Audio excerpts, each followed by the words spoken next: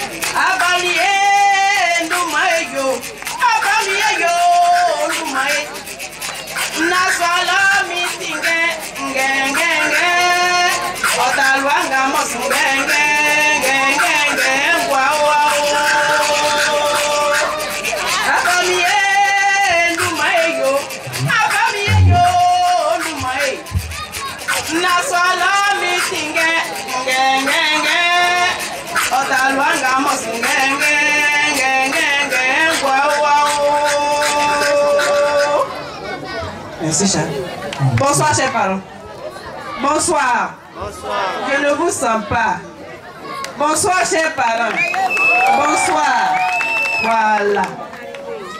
Avant de raconter mon histoire, j'aimerais avoir votre autorisation. Parce que chez nous, les acteurs, les enfants ne doivent pas dire de contes devant les aînés. Les enfants ne doivent pas dire de proverbes devant les aînés. Donc, quand un enfant doit raconter devant les aînés lui donnent l'autorisation. Et c'est cette autorisation, je viens vers vous pour l'avoir. Pour avoir l'autorisation des anciens. S'ils m'ont accordé, je peux raconter. Merci, doyen. Merci, merci. On dit souvent qu'un vieillard qui est assis voit plus loin qu'un jeune homme qui est debout. Mboato. On dit que celui qui court va vite, mais celui qui marche va plus loin. Mboato. On dit aussi que même quand le roi perd sa couronne, sa démarche ne change pas. Mboato. Les arbres de la forêt ne fleurissent pas la même saison. Mboato. Voilà. Mboamato. Mboato, on se dit voilà. Si tu lèves la main droite pour dire que tu n'as besoin de personne dans cette vie, il y a aussi le courage de lever la main gauche pour dire que personne n'a besoin de toi. Mboato. Celui qui avale une noix de coco doit faire confiance à son derrière. Mboato. Voilà. Un vieillard qui meurt, c'est une bibliothèque qui brûle. Mbouato, si tu es pressé d'avoir des enfants, il faut te marier à une femme qui est déjà enceinte. Mbouato. Applaudissez pour nous.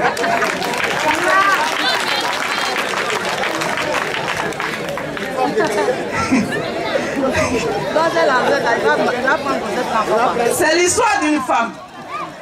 Maman Adio était belle. Elle était très belle. Les enfants du village l'aimaient bien. Parce que les enfants trouvaient que maman Adio était toujours serviable, souriante. Mais les parents ne l'appréciaient pas trop, surtout les femmes. Savez-vous pourquoi? Maman Adio n'avait pas d'enfant. Alors dans le village, on racontait que son ventre était aussi dur que des cimetières. On disait aussi qu'elle est sorcière, donc son ventre lui servait de marmite à cuisiner la viande des êtres humains. Mbouato, que de méchanceté à l'égard de maman Adio. Dans le foyer, il n'y avait pas de paix, il n'y avait pas de joie. Un jour, maman Adio se rendait au marigot pour puiser de l'eau. Pendant qu'elle s'abaissait pour puiser l'eau, elle le disait tout bas. Que faire pour avoir un enfant? Que faire donc pour avoir un enfant? À ces mots, une voix résonne. Je pourrais t'en donner autant que tu voudras. Et quelqu'un a parlé. Et pourtant je suis seul ici. Au moment où maman Adio était prête à prendre sa marmite, son canari et fuir du marigot, la voix lui revient. Ne t'enfuis surtout pas. Je dis que je pourrais te donner autant d'enfants que tu voudras. Mbouato, c'était l'arbre qui venait de parler. L'arbre qui était dressé fièrement au bord de la rivière venait de lui parler. Et l'arbre secouait vigoureusement une de ses branches pour lui dire: je suis la solution à ton problème. Maman Adio se dressa et lui demande à l'arbre: et comment comptes-tu régler mon problème?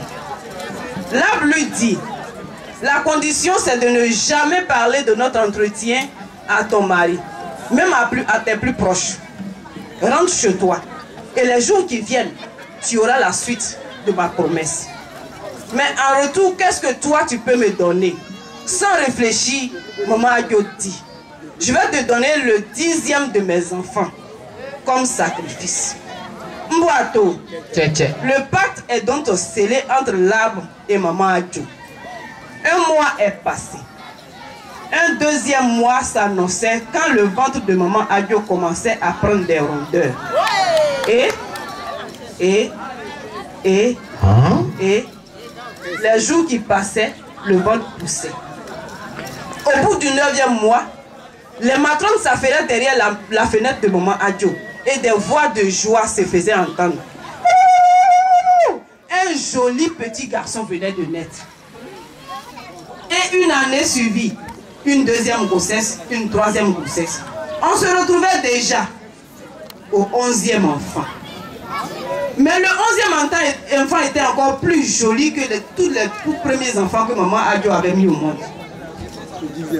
Maman Adio semblait avoir oublié la promesse du 10e enfant à l'arbre dans le marigot.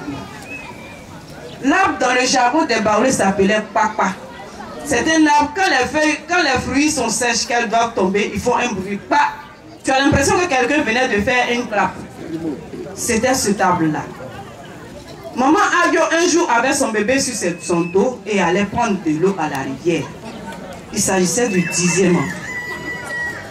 Elle semblait avoir oublié la promesse quand l'arbre lui rappelait ce jour-là.